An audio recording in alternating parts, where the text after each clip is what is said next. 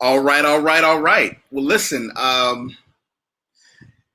you could knock me over with a feather right now. I had no idea this was going to happen.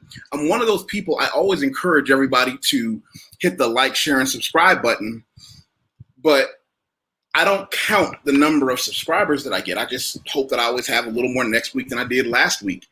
And I got the notification that I just hit 2,000 yesterday.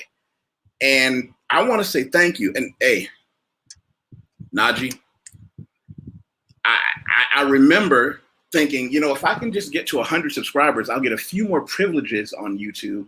And then I remember thinking, if I can just get to 1,000, it'll unlock all the privileges. Because I was going to think, if I can get to 1,000, me being who I am and talking the complete and utter, I mean, a lot of the stuff I say is not making me any friends. I just speak the truth as my life experience traveling the world has taught me, and it's brought me, I would probably say, more friends and more people here on YouTube than I could have ever imagined. Obrigado, irmão. Obrigado. You got to come back soon, Craig. We need that update on life as a new father in Brazil. And I feel like I did everything, I did almost all of it the way that I was told not to. Let me back up. Obrigado, querido. Obrigado. I feel like I did everything the way that I was told not to by so many successful people on YouTube. I was told, make my videos 15 minutes to 20 minutes long. Make sure they were related to something current event and hot topic to get a lot of traction. I was given the formula that some successful YouTubers make. They go online and they find out what the trending topic is. They make a video for it that day. Then I had a few people, probably the two people that are responsible for giving me the coaching that gave me my success. They gave me a few minutes. These are people with far more viewers than I have. And they said, listen, we can teach you, I can teach you how to do the hashtags and write descriptions and all that. But the reality is make the videos and make the videos about the things that you care about, and you'll never run out of material. You'll never be one of those people staring at the camera saying, well, I don't know what to say because this channel started with the advent of this new thing that happened. Now that that's over, I don't know what to talk about. 3Ds to Success is one of those channels everybody needs to check out. Hopefully he'll be back on my channel soon, but he's got a lot of quality content there. Brother Drees, obrigado player, obrigado. I hope we can sit down and have coffee together soon. I will use some flatter. Thank you. Thank you. And I would never have been able to do this if it wasn't for everybody, not just clicking subscribe, but so many of you share on Facebook and on Twitter and on Instagram and in your private groups that it's made this channel flourish. And I never would have gotten here just the way that I talk about three things in general. I talk about money, which is my favorite subject. I talk about so many different aspects of money.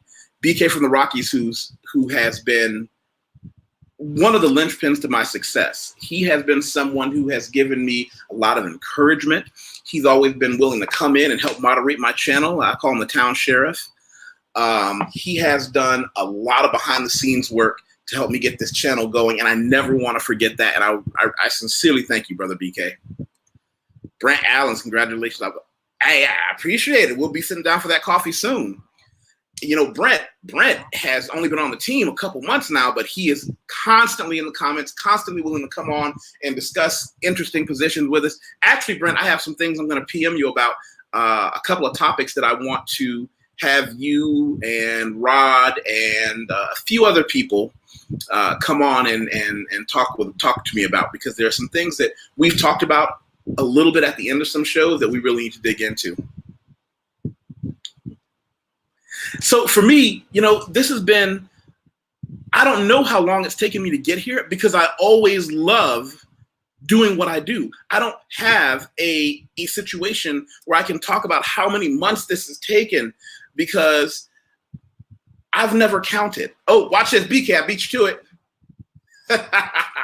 He's always on my case about making sure I tell everybody to like, share, subscribe on the screen. Thank you. Tá bom. Próximo mês.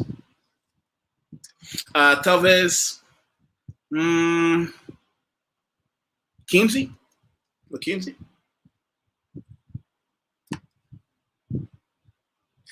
Nice to see you. Brent's got his own following coming up. You know, for somebody who's shy on the camera, he might want to start having his own program soon. Thank you. I really appreciate it. I really appreciate it. And I hope everybody is liking and sharing and subscribing and sharing this on Facebook. This channel, we talk about three things. We talk about money, which is my favorite thing. We talk about world travel, not just my life in Brazil, but I have friends from all over the world and all the different countries that I've lived in. And we talk about a lot of social issues. And we've been able to do it. And here's what I'm proud of. I'm going to tell you some of the things that you guys have helped me to be able to do. I've had people tell me that here they have a situation where they can turn on a YouTube channel that's going to have deep, honest conversation and not worry about what's going to be on the background. And not worry about what anybody else is going to say, because they know that no matter how intense the conversation is, they're never going to be in a situation where they have someone say something disrespectful. Tá bom. See you then. They never have a situation where people are going to be disrespectful to each other. They never have a situation where people are going to yell. They're never going to be in a situation where people are going to say things that you can't afford to have heard, even when we say things that are not popular. We have had some very intense conversations here. Some very intense conversations. But you know what? All those conversations, we did it in a way that we were all able to learn. All of us were able to learn. And that's something that I'm so proud of, because we were able to go over subjects that other people have to stay away from because they don't want to be caught having a conversation that could degenerate because of the friends that they have. I'm glad to tell you that I've had one or two trolls come into my comment section, and at the end, my haters have become my biggest fans. Largely because of two things. One, BK from the Rockies, you know, his block hand is quick, and I never second guess one of his decisions. If someone says something that doesn't seem as if they're saying it from a good place, he'll just bounce them. And I'm glad to hear that. But at the same time, there are people who come in with legitimate questions, and I never question whether or not it's something they should already know, and I never castigate someone for not understanding something. I make sure that everybody gets a chance. I make sure that you can ask anything you want here. I make sure that everybody knows it's going to be okay. It's going to be okay. If you want to come here and discuss or ask or bring up a comment that in other places is not going to get you the response that you want, it's going to get you angry responses, it's going to get you judged, come here. This is a place for you. I don't know. Wow. Oh, hey, look, we got a new player have entered the field. I sent out a couple of join links. Sister Ashley, the all-star attorney. How's your day going? You just wrapping up your day? Yeah, I'm just getting in off the road. I did not expect to jump in on a live show. What do you mean? You've done this too many times to not know how this works. Yeah, I wasn't thinking. Yeah, you must have been working too hard today. How are you today, sweetheart? I'm all right. I'm all right. How are you? You can knock me over with a feather, because what I was telling them while you were coming in off the road is that I had no idea I'd hit 2,000, because I don't follow my subscriptions like that. I'm not one of those guys that's always watching to see if I got 4 today and 3 left tomorrow. I just try to have more next week than I did this week, and if I don't, that's okay. That's okay. And this has been, and for the people who don't know, Ashley is someone who probably has more appearances on my private Patreon, because the Patreon is, we call it more business and less fun. Let me put that up there. The Patreon channel is where everybody goes for a lot of the things that we do that involve making money, saving money.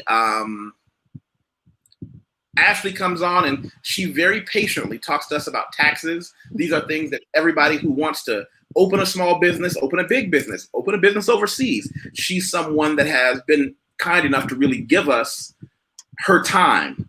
And I'm going to share that with you for everybody who, where'd that go? Share screen. And I'll put it here on the screen as well. Boom.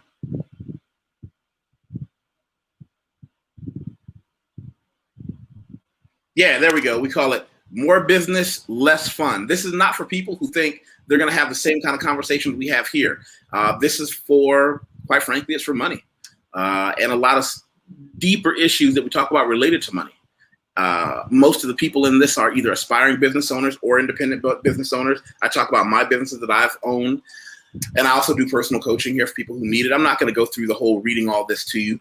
I want everybody to, at the very least, click that link, take a look at it. If it's something that I can help you with, if it's something you want to be a part of, remember when you join, you get all the back videos as well. So I'm hoping to hear everybody, at the very least, come in there. Shout out to Ashley. He's seen you. Hey, Craig. How are you? Yeah, Craig is coming back because he's going to be talking about what it's like to be a father in Brazil. Uh-oh. David. Hey, how you doing, brother? All is well. How are you? Life is good, man. Thanks for popping in. Yeah, man. Congratulations on your subscriber count. Yeah, I was telling him I had no idea. I just, and thanks to Yori666.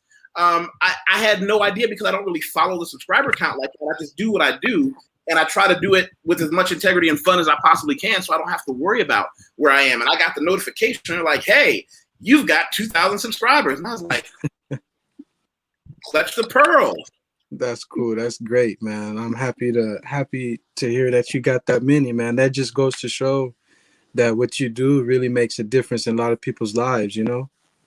You know, I've had so many emails that scare me. I didn't know how many people will watch these videos, not say anything in the comment section, and then email me and say, "Hey, you said something that changed my life. And by the way, I do drop something in your Patreon, or I drop something in your PayPal or cryptocurrency because I really appreciate what you gave me." And a lot of them, they'll say, "Oh, nope, I'm not going on. I don't want to say anything." I'm like, "Well, no, you can just say hello." "Nope, not going to do it." And it's one of those things that I'm glad that I've always taken it with a lot of responsibility, because it's a really, it gets heavy when I think about it. Hey, can I share your page, Dave? Yeah, sure. Yeah, sure. So I'm going to share Whoa. Who was doing that? Was that you, Drees? Were you bouncing the... I think I had to mute Drees because he was bouncing the echo. You want me to show me your Instagram, Dave? You can, sure. So if anybody wants to check out Brother David, he's on Instagram as David Fears with MC Gruginho, because he's this... Never mind. I'm not going to make fun of you today. It's okay. I haven't had a lot of time to do a lot of the things that we went over. As you know, I just got back to Brazil like a month ago, and we're buying some properties and building some houses, and you know, just the married life type of stuff. You know what I mean? What I'd like you to do is to come on to the private channel with me, because there are a lot of people that want to hear from someone who has gone through the process of buying here. Yeah, so they're like selling some lots up in the mountaintop area. So my wife and I, my mother-in-law, everybody's just like trying to get on top of it and get what we can get and start building. My brother-in-law is building on top of my mother-in-law's house. You know how Brazil is, so that's just what I'm kind of dealing with right now. Yeah. Hey, well, I'm jumping off. I just want to say congratulations again. I gotta go unpack. All right. I'll talk to you later. Thank you so much. Bye. Boom. Let's see. So Who just dropped in? Brent. Hey, congratulations, brother. I appreciate it. I can't wait to come down and see you in May. It's going to be fun. Yeah, it's gonna. Well, hopefully in May, everything has been settled down. Because for those who don't know, Brazil is in a race to not be like America. Quite frankly, nobody wants to be like America. So what they do in Brazil is they don't have any hard quarantines. They just make sure they'll close everything that's not hospital, pharmacy, restaurant, or a supermarket. And even then, it can only be delivery or a supermarket where you can walk in and get out. Like the supermarkets will say they have 12 aisles. They'll let, I think, 24 people in. And when one comes out, another one goes in. And a lot of times they give preference to the old people because nobody wants to be America. They don't want to be, even the president of Brazil has now started to really get on board with this. And it's like anybody who comes on board with masks later on, I'm still happy for it. But it's one of those things where the world is in a contest to not be America. They're like, we just don't want to have as many sick people as America. So a lot of people have been saying that and I've had this happen behind the scenes as well, Brent.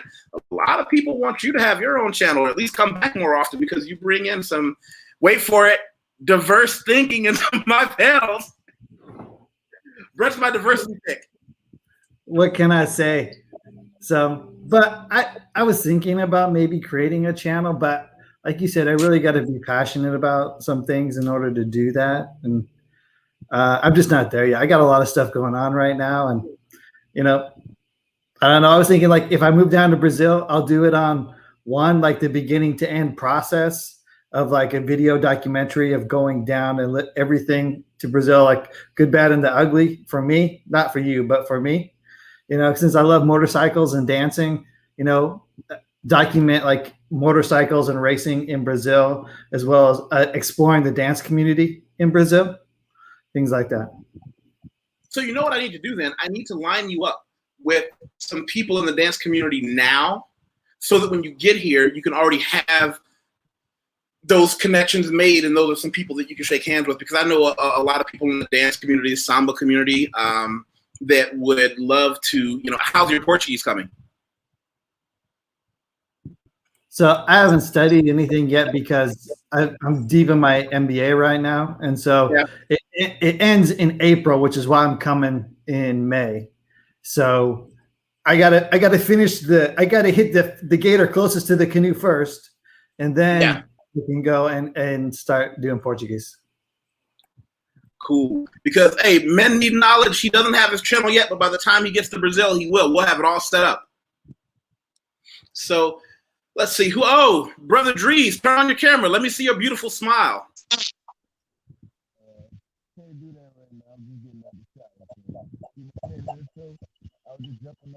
We can't hear you.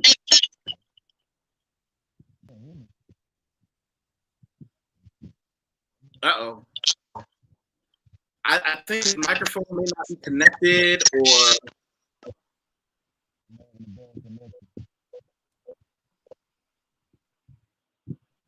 Is it just me or can no one else hear him either? I can't hear him. It sounds like his microphone's can't hear him either. What's up, Brent? I want to give you a quick plug, man. Thanks for your help back in the past. You're welcome, David. Not a problem. I'm more than happy to help. Yeah, that's not okay. So hopefully he can, let's see, he can come back and unmuffle soon because that's yeah. We'll do this then. We'll move him so that we don't get any background effect, and then he can come back when he gets the. Oh, hello. Yeah, man. First of all, let me say congratulations on the 2K, man. You know what I'm saying? I'm just getting in, cleaning up and everything, so it's kind of junk in the background right now. That's why I don't have the camera on right now. But nevertheless, I just wanted to say congratulations on the 2K. And possibly we can have that coffee sometime next month because I'm looking forward to dropping down and go and do a couple things while out there in the beautiful country of Brazil, man. So tell them the name of your channel while I put it on. Tell them the name of your channel. Well, the name of the channel is Dries TV. Dries is a nickname I've been carrying for a long time, and I just carried it over to the YouTube platform. Probably a few people here seen it before, If not, go check it out if you like what you see. You know, leave a few comments, subscribe, you know, things of that nature. My channel is mostly on the subject of travel and current events, yet with an eye towards travel. You know what I'm saying? I'm looking forward to getting into new avenues like online working, and I'm talking to the right brother right here, Mr. Yusef, and how to come across creating new streams of income for myself so I can support myself while I'm in other countries. There you But the go. name of the channel is Drees TV. You know what's interesting is you're not the only one. Hey, That's it is what it is. That's interesting. So here, let me share this on the screen for everybody who, let's see, for whoever wants to follow this guy. I think you have something like 600 videos. Nah. Actually, it's like probably like 200 or so, because YouTube been taking my videos down. Like, they haven't been giving me copyright strike. They just been erasing my videos, and it kind of like had me kind of disturbed to the point where I didn't do videos for a while. But now it's to the point where, due to the fact that I talk about travel, I'm about to get back into traveling. Yeah, so I'm about to just get back on the whole doing videos. I've mostly been doing a lot of live streams lately, a lot of talking, you know, during this whole COVID pandemic. But knowing I'm So were you getting your videos canned because they didn't like the COVID conversation? Yeah, I had a couple of videos that got canned because of the COVID conversation. They were saying something about I didn't follow a certain guideline. Like, I did like a couple of videos with the lady that took the she took the vaccine, and she like was on TV and she fell out on national TV, and I was talking about that. They took all those videos down. But it seems like all the videos that like gross a lot of money via super chat or just based on views, they took those videos away. Wow. That's well, you know, I will tell you guys something.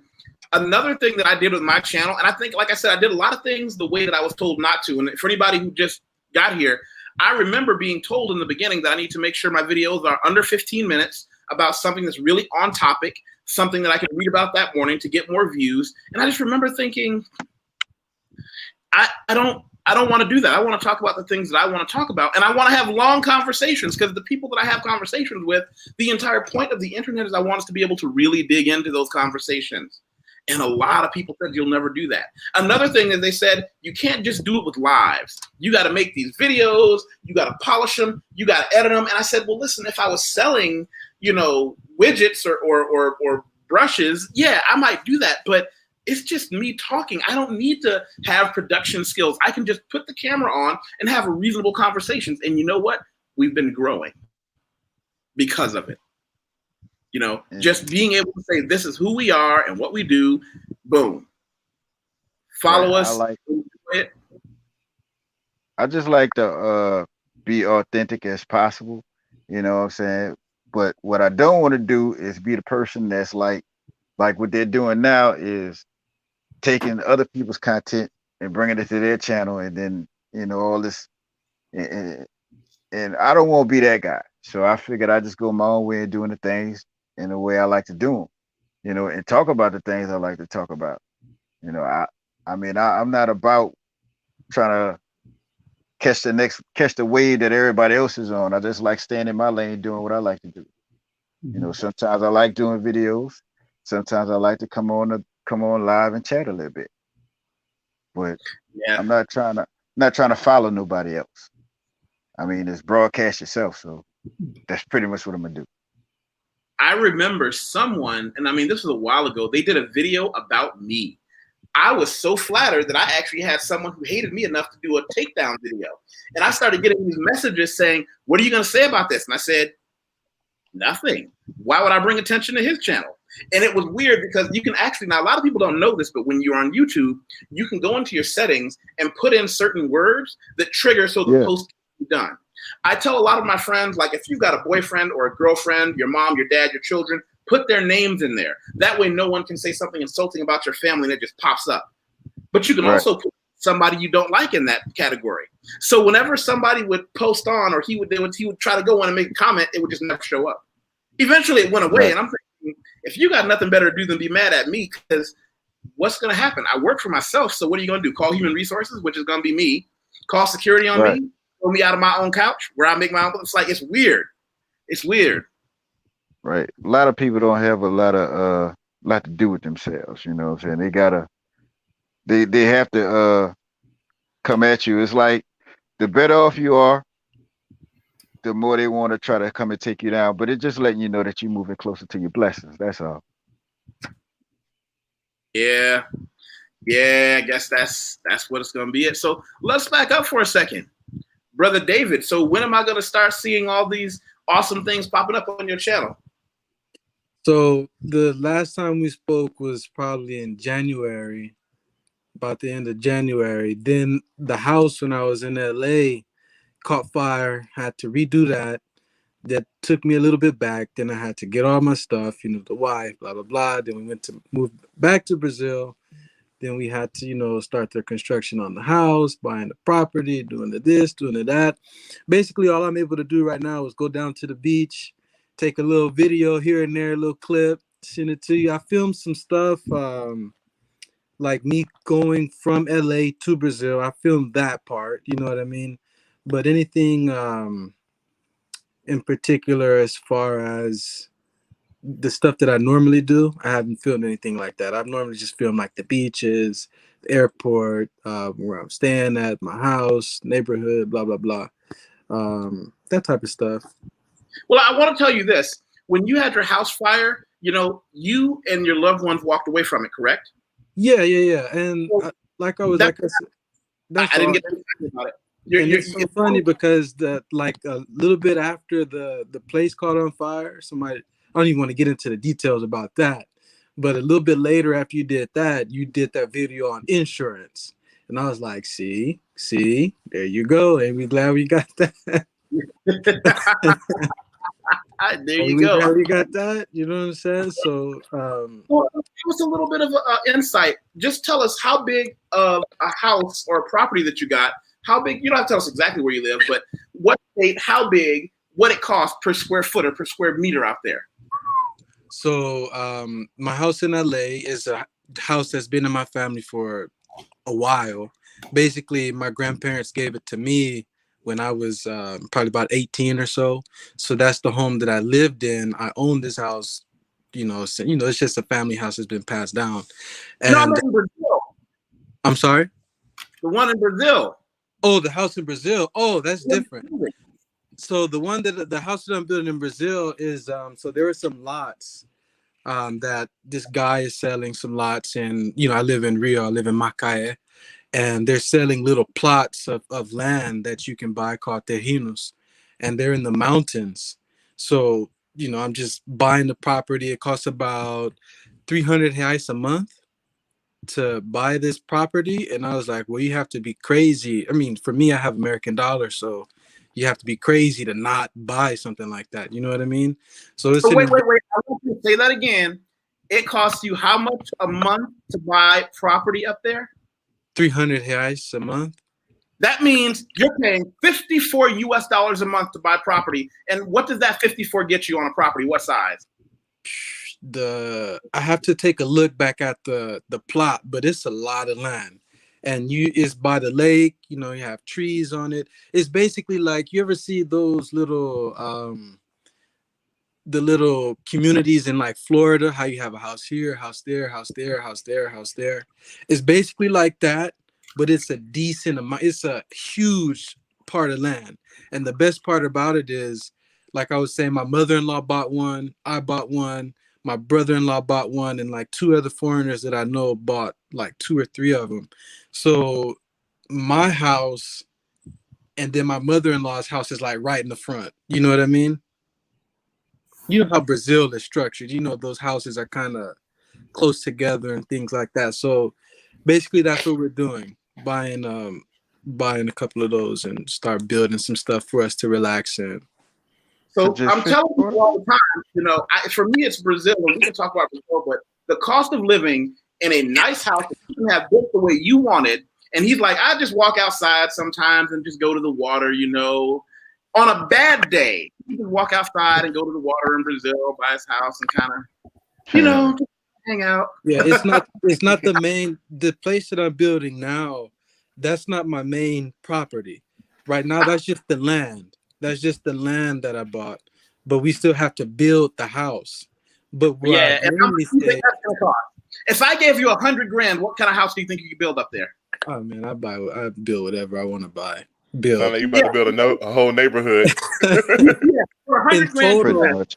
In total, the land that I'm buying is 300 reais a month. In total US dollars, when I'm finished, it'll cost me about 4,000 US dollars, and I'll own the land. Beachfront, mountain front. What kind of? This current property is mountain front because in Rio they have monkeys, so I like the mountains and stuff like that. So I like to I like to see the nature. Nah, man, I've seen too many videos of monkeys just terrorizing people. I'm scared of monkeys. No, well, it's the little monkeys. It's the little ones. That's the one you should be scared of. No, I got it. It's one that, you know, when we go up there, he always pops his head out. His name is, we call him Chico. I have seen monkeys rob people. I have seen monkeys straight up hold people up. But it's the little ones. It's like, you remember the movie Anaconda? How the dude had the one little monkey? You ever seen Anaconda with Ice Cube? No, I haven't. You know what? I'm not seen gonna that in a long time. it's the little monkey, the little ones. I know what you're talking about. Yeah, it's the little ones. It's not like no chimpanzee or whatever. But Nah, anyway, like a lemur monkey or maybe even like a spider monkey, something small. Smaller than that. You know, it's like they have the little circus monkeys and they hit the. It's like one of those monkeys, yeah. With the little fez on, yeah. Right. You're gonna go up there, mess around. One of those monkeys is gonna look. I can just see right now. BK and Drees going up there for a little holiday weekend, hang out and have a barbecue, and that monkey run off with your wallet, your phone, and your sandwich. It's crazy because, you know, in Macaé we have alligators, monkeys. You see monkeys at the beach, but the real big monkeys. Though at the beach, you got the big monkeys. They come down on the beach and they just, you know, chill in the sand, that type of stuff. You hanging at the beach, you look beside you like, oh, okay, you were here first. See, the alligators don't scare me because I know where I can be, not where the alligator is. I know that if I don't go to certain places, there's just like an alligator is not going to just jump out of a tree while I'm having coffee on the sidewalk. Yeah, but they're in the stagnant lakes. You know what I mean? The stagnant lakes. And he's still water. And he's still in Brazilian Jiu-Jitsu. We have a move called the gator roll, where you grab someone's arm for a kimura, it's a shoulder lock, and you literally spin like an alligator, because when an alligator grabs you, the way they kill their prey is they spin them in the water to break the bones and drown them. So we actually call it a gator roll, because you want to spin out and break the arm. Yeah. Mm-hmm. But anyway, that's a little bit about what I'm taking on right now. So look at me trying to make me feel better about it. They're still dangerous. They're a little bit in the sport. They're still dangerous. I was talking to Brent maybe a month or two before I talked to you, Yusef, and you know, he was putting me on the game with you know, his line of work. So I've also been doing that. So I got a lot on my plate. So it's good to be busy, but it's a little bit what I'm doing. Mm-hmm. BK, how many subscribers did I have when you first saw my channel? Dude, you were like, below 1,000. You were below 1,000, I think. Yeah. No. You were probably like 700, maybe 800. And so by the time I came on, I was like, all right, let's get it going. Tell people to like, share it all over on every platform. Especially if you find something that you like, give us a like. Like after a while, you're finding you're having a great conversation with people in the chat. You're interacting with what? Give it the like. Obviously, you like it because you're sticking around and you're interactive, and then share it with somebody. Maybe somebody else will like the conversation. You just keep it going. And look at you, 2,000 strong, brother. I got the email notice, and I was like, "Look at this! When did that happen?" Quick observation, BK: either you're losing fat or you're gaining muscle, because your skin looks tighter. And like, people think I look smaller, but when I put on more muscle, I'm actually heavier, but I look smaller, or you're losing I'm probably weight. just chunky, bro. This COVID workout has messed up my normal workout. But your I neck can't go to the looks gym like I want to. small. Your neck looks smaller, like you're exercising or fasting or something. Me not being able to work out, that's the main thing. if I'm slimming up, it must be diet then. Has anybody else invested in a kettlebell? Nobody learned the first time, get a kettlebell? Bruh, you remember when this kicked off, kettlebells all disappeared. Yeah. Like Yeah. all this stuff disappeared. Like out the door, just gone. They actually have them at the gym where I work out at, but every time I'm there, when I want to go check it out, somebody else is using it. So they know what the game is. I just never had the opportunity to get to it. Like everybody be on it. Well, the good thing about a kettlebell is you can buy one for yourself. And if anybody wants the information or the books on kettlebell workouts and things like that, because that had really, during quarantine, those kettlebells helped really keep me in shape, because what I was able to do is while I was, stuck in the house, I was able to still like walk to the park and do the kettlebell. Well, we used to be able to walk to the park until the police got wise that people were going to the park, even though we're under quarantine. And I was like, look, there's nobody here. And they were like, yeah, we're going to have to stand here and not let you in. But, a kettlebell, my kettlebell is a 40-pound ball. But, this is one of the fundamental exercises right here. It's just the kettlebell swing. Oh, yeah.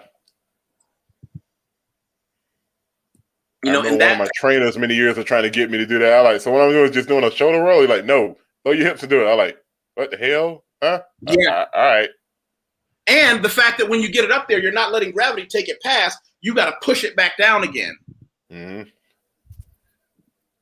Because I was determined not to come out of quarantine fat like so many of my friends. I got so many friends that come out with, what we were talking about tonight? I was having a private conversation. How many people here know quarantine babies that popped up? It's been a year. The last quarantine, people just started having babies now from the last quarantine. Quarantine babies, quarantine side babies, just babies. Side baby. I believe it. I completely believe it. A Brazilian journalist. I wish I had kept the article. There was a Brazilian journalist, and she said, they can't go out into the communities and on the streets anymore to get stories. So they're doing a lot of their journalism just by typing and calling places. So she got this idea to call the places that are the hotel and the motel night clerks and just say, hey, listen, this is who I am. This is where I'm from. I'm not going to say your name if you don't want me to. How has business been going since quarantine? And she said she talked to them, 2 weeks in, and they were like, it's bad. It's real bad. Nobody's coming out to the hotels for long stays. The motel's not even for a night with your girl. So it's really hurting right now. They've been laying off staff. But then she called them 2 weeks later, so it had been about a month. Everybody's story had changed. They all said within about the same 7-day period, right at about the end of the first month, people just started saying, fuck it. I'm not going to not go hang out with this chick that I want to go hang out with. And people just started coming back to the motels again. And they actually said, it was interesting. It was interesting because she said all the different motel operators were saying the same thing, that right at about that month period, people just started cracking. They were just like, nope, me and my chick going to this motel tonight. And it was interesting that so many of them had the same story right around a month, as she said, when people started to lose their, I would say, their sanity.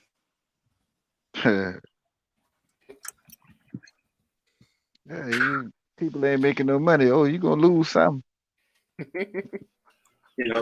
That's an interesting thing when people start like, look, I'm gonna do all this, but I'm not losing my side chick for this one, or I'm not losing that chick that come from the other side of town, because Sao Paulo is it's one of the largest cities in the world.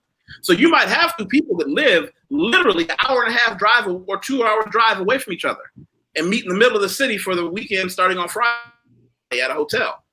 And how long are you gonna go with that? With this, not. So they said they've been doing their best to just, clean the beds and everything. But right around that time, people been popping in. Interestingly enough, I don't even know if that's an unsafe practice because you're not in crowds. Well, think of it.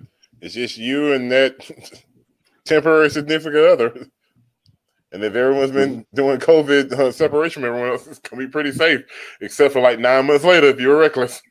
I'm just saying. I know when I first got back to Brazil, I stayed in a hotel, and they had like plastic on the remote controls, the air conditioner remote control. They would, they wouldn't let you eat in the como que falo em inglês, cara. The restaurant, they wouldn't let you eat in the restaurant. They would bring you the food to your door. Yeah. So I mean, it was pretty cold. They had some regulations in place, you know what I mean, but nothing serious. I wouldn't say anything serious. So I can tell you what's going on in Texas. Oh, Texas! Yo, what? So the governor decided, since we had this snowstorm that cut out the power to almost half the state, he decided to say, well, a lot of people think this, mask free for everybody. You know, you don't have to wear a mask. So anyway, he justified it by saying, so we only wanted to wear masks basically so the hospitals weren't overrun. So now the numbers are going down, mask free for everybody. and now, so you have like some restaurants are open to 100%. Some are you're wearing masks. Some companies are making people have masks. Some people, like I walked into McDonald's between here and Arkansas, and like nobody was wearing masks except for the employees. And like speaking of hotels, like people were like in Texas here, people were going to hotels hand over fist because it's the same thing as in Brazil. They didn't want to stay home. They wanted to meet their girl, so they would go and get a hotel. That's what they were doing here in Texas. Yo, Grant, I think recently that I see, was it your governor trying to give some straight shade? Was it Austin trying to make them get rid of their mask mandate or something? So I think I just recently saw that. Yeah, so that's a little different. In Austin, if the governor gives an order here in Texas, a state, county, or a city legislature or committee, council, assuming, can't override the governor's order. Yeah, that's in the Texas Constitution. So what the Austin City Council did is basically say, we don't care what the governor says, we're going to make everybody wear a mask anyway. And the governor said, well, you can't do that. That's illegal according to the Texas Constitution. So we had our attorney general suing them right now to make sure that they abide by the governor's order. Okay. But what killed me about the whole thing in Texas with the winter storm, the cold snap y'all had, how did y'all manage to not have electric, but y'all got these monster electric bills? How did that happen? Yeah, that was crazy. That's a good question. We talked about that on a video, Yusef. Mm-hmm. Basically what happened is they had to import electricity from other states at exorbitant rates. Okay. And so what happened, if you were part of a co-op and you shared bills with people, then you got a really high bill because you got electricity imported part of a co-op. Now, I buy my electricity directly from a company, so my rates are relatively locked in. So my rate didn't go up at all.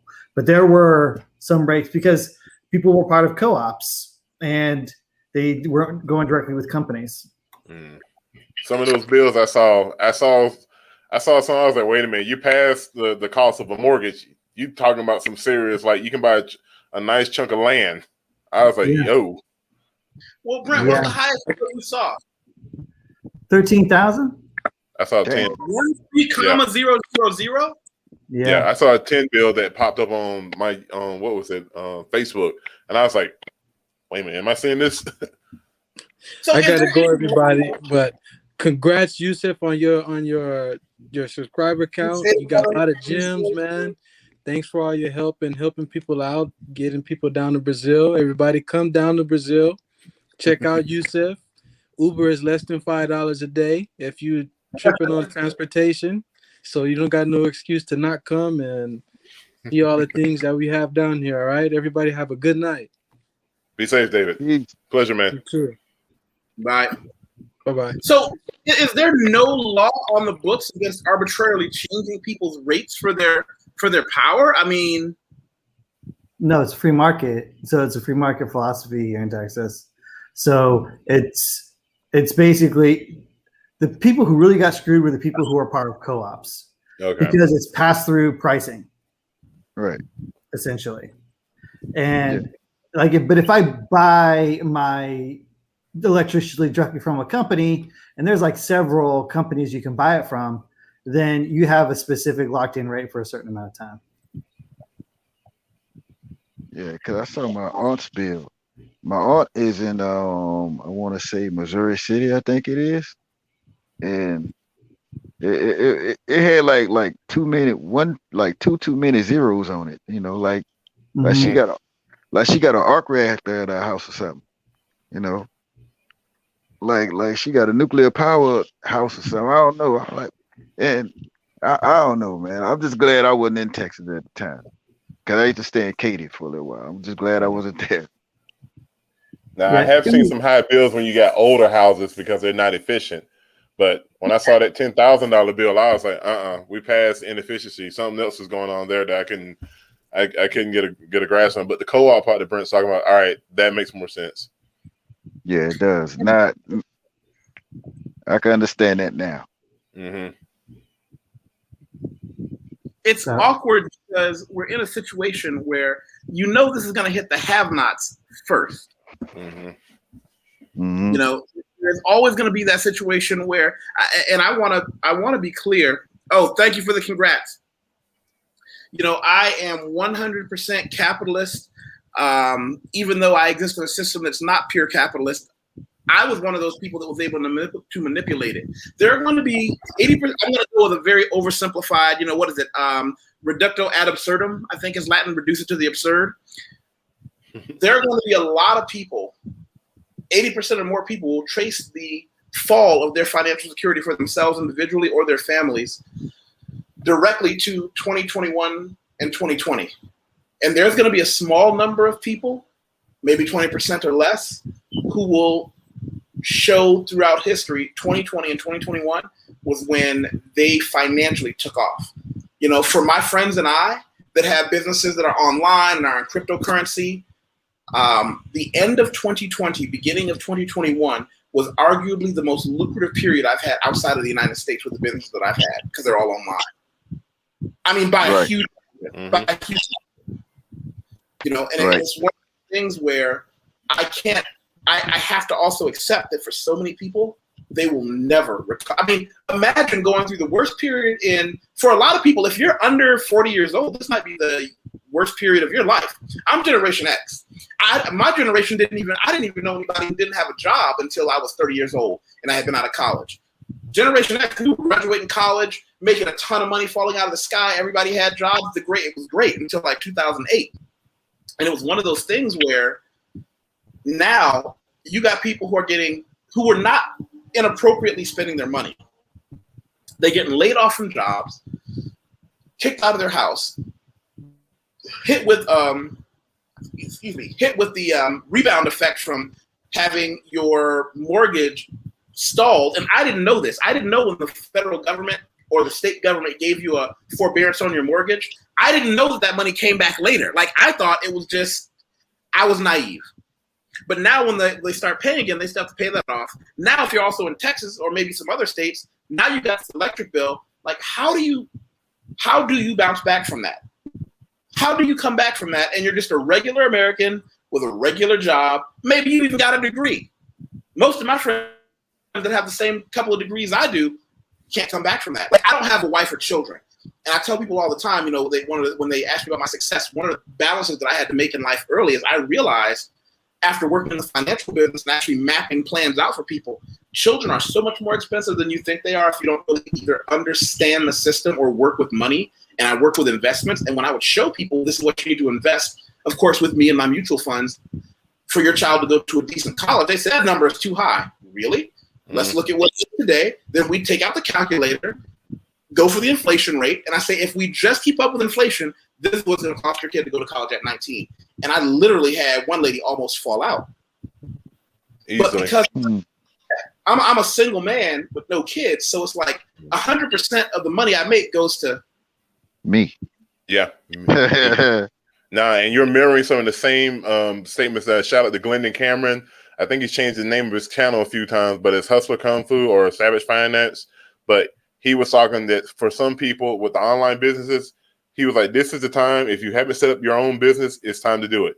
And honestly, some people are coming out really good. But the folks who doesn't have that extra stream of income, I don't care if it's drop shipping or something, like, you're hurting. And this is the effects of what's going on with COVID. It's going to be felt for a little bit. Well, for me, oh, go ahead, Dre.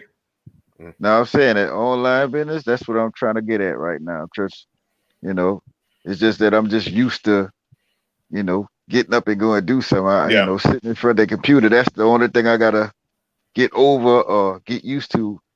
That's the only issue I got, No, it's hard. Yeah, because I'm one of the folks, I work full time from home, and I had to practice. I literally had to practice it because, like, when I would try to come home and just work full time, I was like, wait a minute, I left something. So I go back to the office. I found myself, like, that first few months back in my office, I was like, so much of me working from home. And so it just took me a while to really mentally, like, take myself from my office to my home office, have the material I need, and be actually to be productive. I had to practice it to where I could finally get it to a system that worked. And, like, honestly, a lot of people, you just got forced into it. You got to practice being your own manager. People think, a lot of people don't know that I still have my alarm set for 7 a.m. And I usually work with a client from 7 to 8, and then I hit the gym from 8 until about 9:30, and I come back in and work. Because people don't see me until the evening when I'm online, and I think a lot of folks think that's when I start working. But, like, this business, when you talk about online businesses, and I tell people all the time, you can add me on LinkedIn, this business right here, and I say all the time, don't worry about my resume. My resume is impressive, and it's all this stuff, and it talks about all the things I do to help people come to Brazil legally. But I tell people to go to the bottom.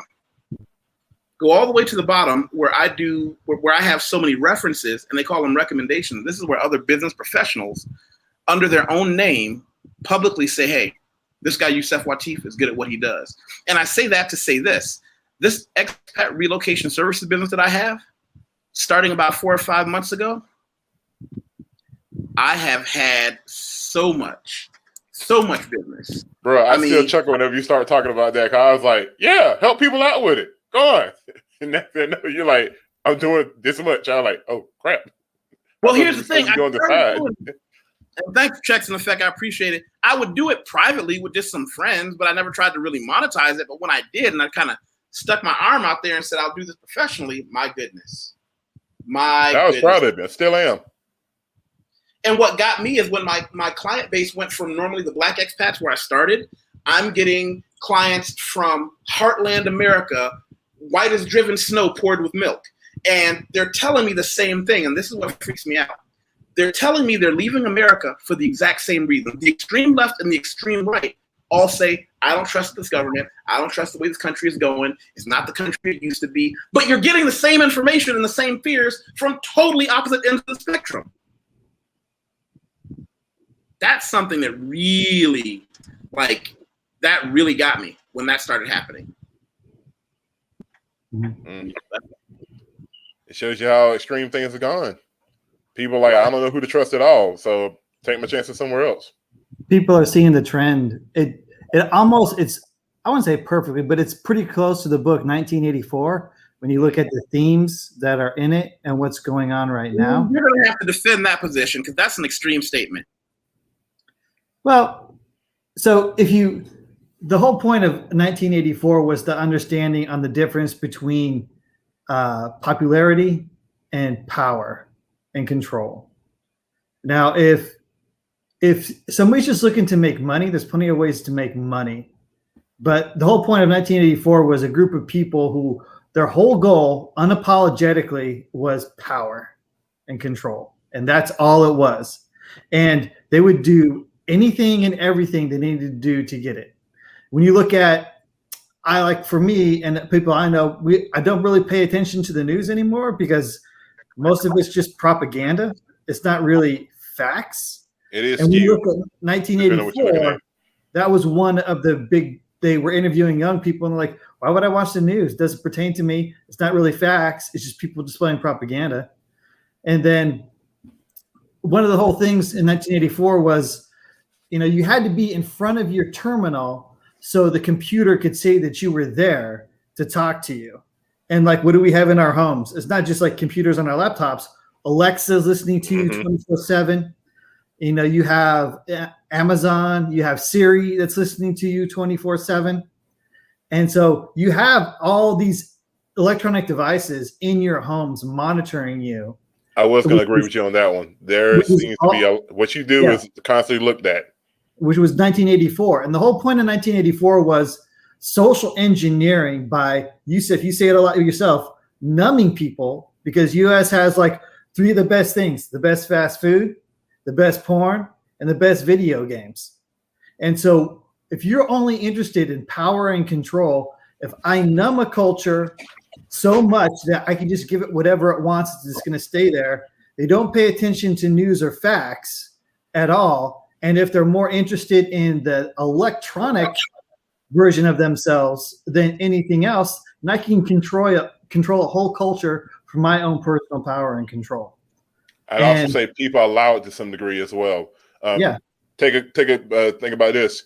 One of the things I've seen that people are really into, let's say like a power washing video, something like that, but they're more into like a minute or less. Like the attention span has gone down. Like, are people really paying attention at that point? Right. It's like, oh, okay, gone. Kind of easy to control that person at that point. They're not paying attention to facts. They're in it for a quick glimpse, for the emotion, and they don't really care about facts. It's all about the emotional satisfaction, the ability to relate in that 60 seconds to whatever emotion is being displayed to me, regardless of the facts. Get this. I've got younger cousins in their early 20s in college, and they don't read full books. Right. Like I remember in college, they would give you a book, and it's like, okay, this semester it's 3 months long. We've got 3 books we're going to have to get through, and regular class. They're like, we read chapters and excerpts, but I have cousins that have told me they've gone their college career and not had to read the full book, which means they have never had to get the full context. Right. It's true. And think about higher education right now. A lot of it is indoctrination. And when you look at undergrad is about one thing more than just education. It's about culture. What's the culture of the university that you wanted to as undergrad? So I went to a military academy as an undergrad. So that's a completely different culture than UC Berkeley or like University of Alabama. And so it's a completely different culture. And like, if you want it to display like what type of education do you want, you could go to Stanford, let's say you get undergrad in computer science in Stanford, but there's also a cultural indoctrination there that a lot of people don't understand. And what they want you to do and what they want you to believe that may or may not be representative of the facts. Well, here's the difference, though. Your university, though military, is the same thing, even if it was in a different direction. Correct. Correct. You're absolutely correct. Let me address something real quick, because I have a comment up here when I was talking about, me just being me and single and all that. So we got a comment in here. I already know. I want to see it. Said, it's never too late to be married. What I want to say to you is, I'm not one of those guys that's anti-marriage. I think marriage is awesome. Marriage is great. But you have to remember, there was a time when successful businessmen actually were limited if you didn't have a wife. Now, the fact that I don't have a wife, I have men older than I am, more successful than I am, saying, you probably made the right idea financially. Because I remember as a financial professional warning young businessmen that would come to me to take out a loan for their giant wedding. And I would say, the only people who can afford to get married are the people who don't have anything. Because as a businessman, from a purely financial decision, which is my job to help you with, it's not a good idea. Actually, I just did a video called How Marriage Works in Brazil. And I hope that some people get something out of it. I did How Marriage Works in Brazil. And that was something that I got a lot of really good comments and some feedback and questions. And, oh, my goodness, and I didn't know this. Yeah, but I think we had one troll in there that I was like, all right, I'm not going to ban you. You haven't said anything disrespectful. And I think you accumulated another follower at that moment. Yeah. Thanks, Drill Life. I appreciate it. But, yeah, that night it was one of those, like, eye-opener. It was an eye-opener for a lot of people, and it's scary that when I had my fiduciary responsibility of the financial profession, I'm retired now from that, but your fiduciary responsibility means you have to tell your client whatever is best for them, not for you, not for your firm, not for your commission, but for them, because you can be held up accountable for that. And I remember having conversations with a couple of young businessmen who had done very well early in life, let's say under 25, and they were there's being a millionaire at different ages, but then there's certain milestones you hit on the way. And a lot of people don't know that. If you ever read about the path to being a millionaire, like I could have gotten on the path, but I wasn't willing to make the sacrifices. Mm-hmm. And I had a couple of clients that were on the path to being a millionaire. And I remember all of them going through a period of being angry with me. Now, some of it only lasted 5 minutes, and some of them terminated our relationship when I said, you can't afford to get married. What do you mean I have this much money? I was like, no, as a financial decision, particularly as a man under 30 years old, if this goes bad, you're gonna really understand now. And it was a very difficult situation because I don't think there was anything wrong with them getting married. The good news is everything I said was neutral because I don't know their fiancés. It wasn't a personal statement, but it's terrifying to live in that world. You know? You were just being honest with them. And a lot of people, as the story goes, you can't handle the truth. Quite a few people cannot handle the truth. Yeah, we'll have to have another conversation about the downfall of society. And yeah, that'd be a long one right there. It's troubling though, because if you want a family, not just children, because you could have children with anybody, but if you really want a family, it's a tough decision because you're absolutely right, Yusef. It's not financially viable for a lot of people to get married. But if you're a man who values family and family is very important to you, that's an extremely tough decision to make. Yeah. Yeah, it really, I mean, look at the cost of a family where you go. The cost of a family in the DC metro area versus in somewhere in Texas. Oh, no. Wait. I think I may have not spoken clearly enough. I apologize. That's not what I was talking about. I mean, I'm talking to guys who could afford to have a wife that doesn't work and 3 kids. I mean, if you get divorced, it will cost you so much more than you could possibly imagine. And the problem that we have as men, okay, I'm going to say a couple things here. Feel free to catch me in the comments. One, I don't think men should be allowed legally to make important decisions until they're 30. That means no credit cards, no buying a house, no buying a gun, no getting married, because we're not done cooking. But there's a reason why these things are presented to us as young as possible. Society would break down if men were only allowed to get married after 30. And I don't mean be a virgin. I mean, you're not allowed to have a formal relationship with a woman, but you can have casual sex. So that when you're 30, you'll be marrying a woman because you want to be with her, not because she's one of the 3 girls you had sex with before you were 25. That would change society, and that's something that would cause society's downfall. The problem is, right now, the best and brightest among us, those men who are forthright, aggressive in business, decided to live life on their own terms, those men aren't getting married anymore. Nah, most of the guys I can think of, they're chasing the career, and they're trying to cover their assets. Yeah, because exactly, in covering your assets, if you get married, it's either going to go smoothly or it's going to be the worst financial decision of your entire life, and a lot of guys don't make it back. It sounds like it's getting worse. I saw that. I saw men break down in tears at my desk as a finance professional talking about, I need to build back up my assets. I saw men break down in tears when they realized that they're going to lose 47, 48% of everything they have. Mm-hmm. Mm-hmm. Yeah. But that's what I was talking about, Yusef. If you're a man who values family and you understand the risk of getting divorced and what you're going to lose, because if you have a wife plus alimony and child support and other things associated with that, it's more than 50%.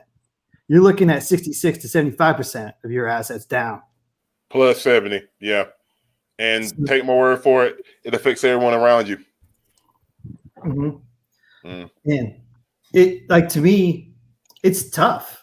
You know, you could legitimately say, build your assets up and then move to Brazil and have a family. That might be better. I don't know. Well, you know what? I am glad you said that, because if you simply Google Brazil child support and then add one little word, what? You add one word to these search results, you'll find out something that might put some starch in your underwear. Google Brazil child support, jail. A lot of people don't know that if you don't pay child support in Brazil, they will put you in jail. The U.S. isn't that far from it. And here's the thing: I'm not here to tell you if it's right or wrong. Yeah. But I'm telling you that, it's like Brent said, for those men, because I have a couple of young men that come to me for advice, some formally and some informally, and they're in this situation where they want what is instinctual to most men: find a good wife, have a couple of kids, and support them. But after that, when you realize the consequences, I got a buddy of mine that told me that he had an uncle that went through a divorce that was like terrible, and when it affects everybody around you, it's just such a terrible thing. And the reality is, the only way you can win the game is not to play legally. Like, I'm proud to tell you, I don't have any baby mamas. I'm not playing that game. And here's the thing: I've been married. It was great for me, but I'm not a decent human being. I don't think any woman looked at me and said, "I'm going to get over on this guy." Most men are decent men, and they're going to do what the courts tell them to. I was never in that situation, but it's like I would sit back and talk to these guys about, if you're, and this is where it gets awful for society. Those decent young men who simply choose to follow the rules and do things the right way, those are the first ones on the front line to get just murdered in the face by society. Yep. Cut off at the knees. Mm-hmm. Literally. Trying to do right, trying to do everything they've been trained to do, raised to do, and everything just constantly keeps stabbing them in the back. Right. Yusef, have you heard of a man by the name of Thomas Sowell? Thomas Sowell? Yeah, of course I have. Yeah. Well, he's an economist at Stanford. Yeah, And bro. Thomas Sowell is like, he says those things. He was canceled by Black culture before it was the word.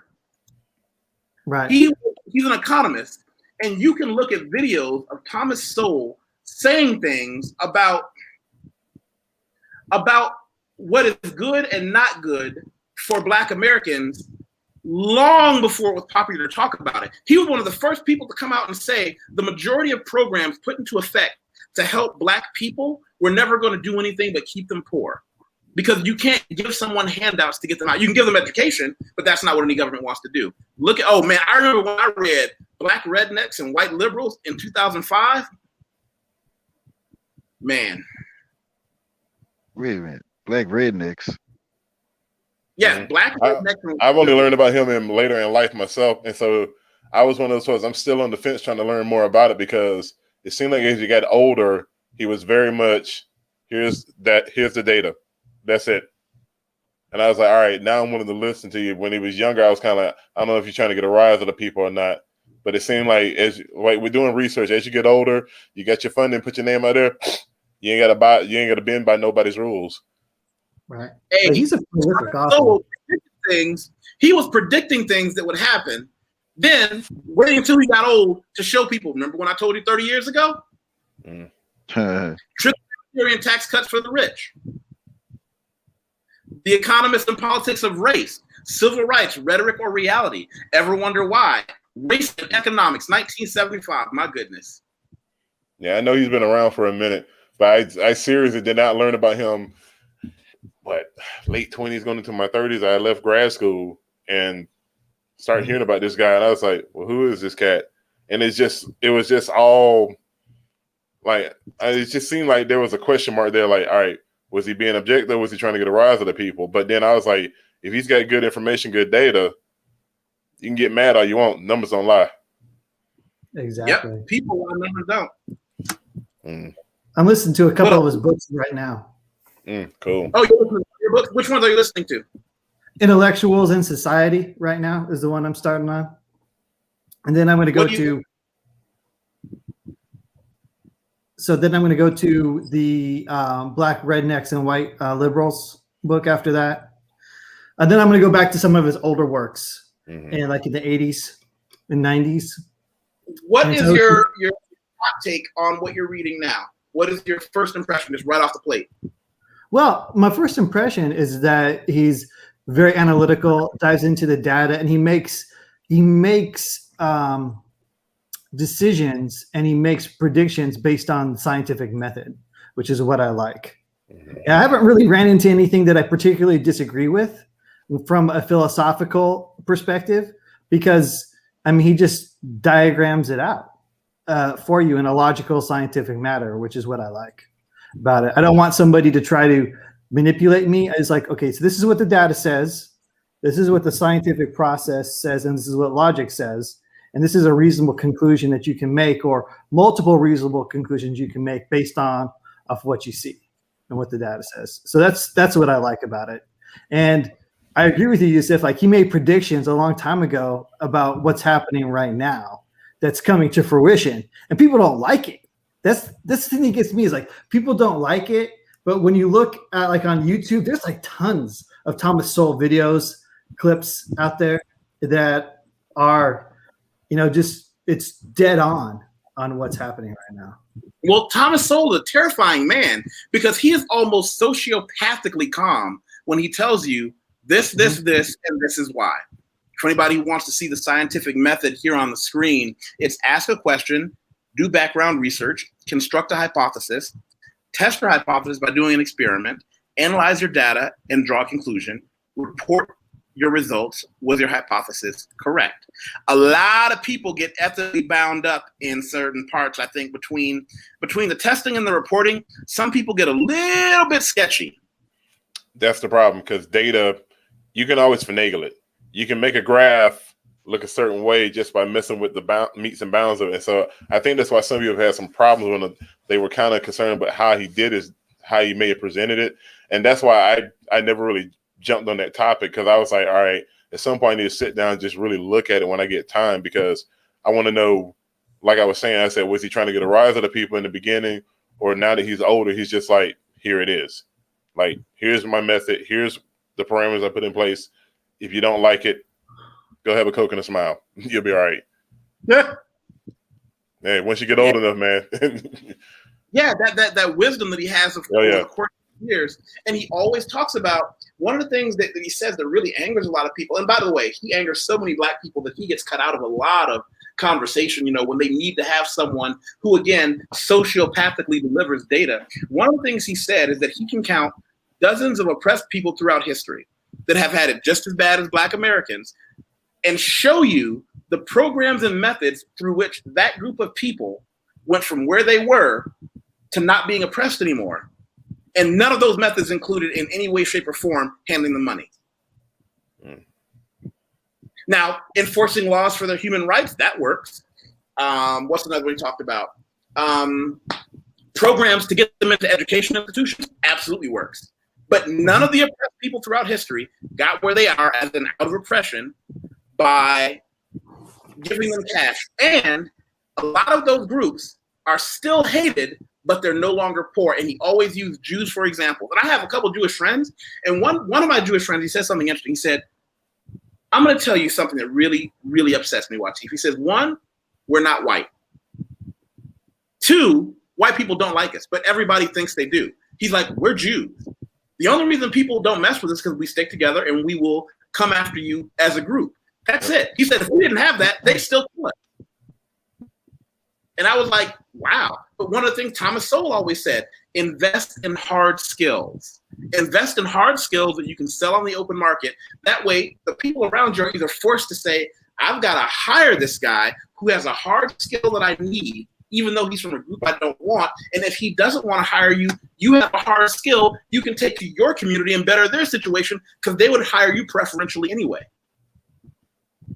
And it was also stated by, was it Frederick Douglass it was either Frederick Douglass, Booker T. Washington, or W. Du Bois, invest in skills like that. Use your hands.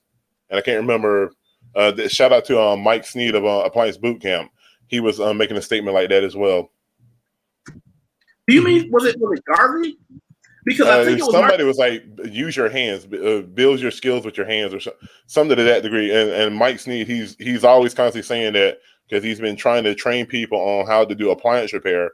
He was like, it's a skill that you can take anywhere, and you can use it to make money, to take care of your family, take care of any type of financial thing that may come to you.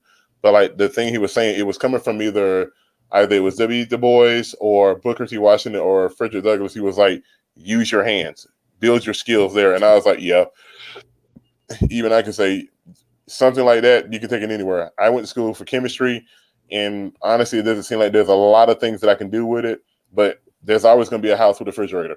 If you look out, every house has a refrigerator out there. It has an oven. It's going to need to be worked on at some point. So get this, one of my good buddies dropped out of college that I was in, decided to go into the electrician trade with his old man and be the master electrician. And this dude makes great discussion. A lot of money. And he's home for dinner every night. He was like, I said, what time do you normally get home? He says, usually by 5:30, you know. And I was like, well, wait, what? He said, yeah, well, you know, union, so I'm home at a certain time every night. I know my job. I know exactly how much I'll make next year if I stay, and I know how much my line pullers get paid. By the way, the Marcus Garvey movie is going to have Winston Duke playing Marcus Garvey. Nice. Word. That is going to be awesome. No, that's going to be freaking great. It's going to be really cool. I just wonder why they never did a Marcus Garvey movie 20 years ago. There's been 20, 30. You did Malcolm X, you did Martin over 8-9 times. You know, why was there never a Marcus movie? There were several Marcus Garvey movies. They were? No idea. Hell, I really wish they would have done a George Washington Carver. Probably had some documentaries. I seen lots of documentaries on Marcus. But my thing was, I had a conversation with somebody. They was asking me about Malcolm and Martin. They was like, who would you follow? And I said, neither. And they was like, why? I said, because I would actually follow Marcus. You know, because like, you know, people say get mad at us, tell us go back to Africa. Well, Marcus kind of showed up with the boats and said, come on, let's go. I think I would have followed Marcus. But with that, fella, I'm going to go ahead on and get out of here once again. Congratulations to you on your 2000. I think I may go live on my channel tonight. I got people texting me right now talking about it. Am I going live right now? But nevertheless, once again, thanks for the coming on over here. Let me come on into the panel for a few minutes. What are you talking about tonight? I'm about to sit back. It's something that I'm seeing in the travel community, and I wanted to address it, but I can't find Rich, which is why I didn't go live earlier. But I think I might just go on for a few minutes, do like a Q&A or something. They might have something they might want to speak on, and I'll just let them ask me questions. Like I said, I might. I've been trying to find Rich, but Rich is kind of like down and out right now, so I can't find him. But nevertheless, I need to get on out of here. Besides, I need to get up early in the morning because unlike y'all, I still have to get up and go work for somebody. I have to do it too, brother. I'm about to get off myself, and I got a snowstorm dealing with out here in Colorado. Yeah, for sure. But once again, Mr. Yusef, thank you for letting me come on. Congratulations to the 2K. I hope to follow suit one day. All right, brother. All right. And by this the way, is Trent. That's the video I was talking about. Blue Collar Wisdom is the one we were talking about. My friend Pat, good buddy of mine who's an electrician, and that's what we were talking about. That video where he really went into, okay, well, this is what it's like being an electrician, and this is how much I get paid, and this is how much it's going to cost, and this is what I do, and I did not know until he told me right then that he actually dropped out of college. I thought he graduated with us, and he said no, I dropped. And do I advocate? That's a different issue. Do I advocate dropping out? No. Do I advocate college for Black people consistently? Yes. That's a very different, conversation, though. Yeah, that's a different one, guy. Because I advocate have a plan, and if you accomplish your goals early, move on. I mean, what was it? Bobby Knight told Isaiah once he won the national title. Hey, you already done what you need to do. Go ahead into the NBA. So. And there you go. If anybody wants to click that. All right. I'll talk to you later, Dree. Yeah, I'm about to head off too, brother. Hey, congratulations. I'm proud of you. Keep doing what you do. Brent, great discussion as always. Hey, take care, folks. Be safe out there, all right? All right. Later, brother. See ya. All right. I guess you're the last man standing. I appreciate it. Wow. That time went by fast. It did. So what's interesting, you might want to, this is just a suggestion, to do a video on, what it looks like for a young man of color, young woman of color to go into college and what people are graduating with as far as degrees versus somebody who doesn't, that goes more into a trade, like the pros and cons at a high level, not at a detailed level, but at a high level. One of the things that we keep finding over and over and over again is that what you study is important. For example, I have a friend here in Brazil who's looking to go to the United States to work for a year or less to have that on the resume because they're fluent in English. The trick to it is, even though they're trying to go into business now, the degree is something in the arts. And I'm like, I've got a lot of friends that own companies that are like, yeah, you know, if you tell me somebody would make a good staff member and they're bilingual, I would hire them, you know, based on my recommendation. But they have a degree in the arts. And it's kind of like, because look, even good artists, a mediocre accountant is going to have a far better life than a great artist. A mediocre office manager that just knows how to calculate risk and knows how to do the intake and outtake and manage a business, who, even if he works for somebody else, he's going to have a great life compared to the best artist you know. And that's sad. So if you have, like, I have a younger cousin who called me about going to college for another degree. The university offered to give him a scholarship. And I said, that sounds awesome because you're smart and this is going to be his master's. And I said, was it in? It was like, blah, blah, blah, blah, blah. You know, the Charlie Brown. I didn't really care. Mm-hmm. And at the end it said, and the arts. And I was like, no, but it's free. You can listen. I don't care if you study the arts of actuality. Your degree better not have the word and the arts after it at all. I don't mean dramatic arts or functional arts, because everyone I know in the arts is just like, even when they decide, because most people don't keep a career inside their university. That's fine. But they can't leave because nobody wants to hire somebody with a degree in the arts because they're looked at as having absolutely no idea how to do anything in the actual business world, and they don't. True. And then they're mad at 30 because they're like, this dude is trying to support a family as an artist. Good luck. You're lucky you even have a woman that lays down next to you if you're an artist. But, so listen, let's wrap it up. Thank you. I appreciate it. You know, I'm going to click end broadcast and we'll chat for a quick second afterwards. And I hope everybody has a great night. Wash your hands, keep your fingers out of your noses, and make sure you wear your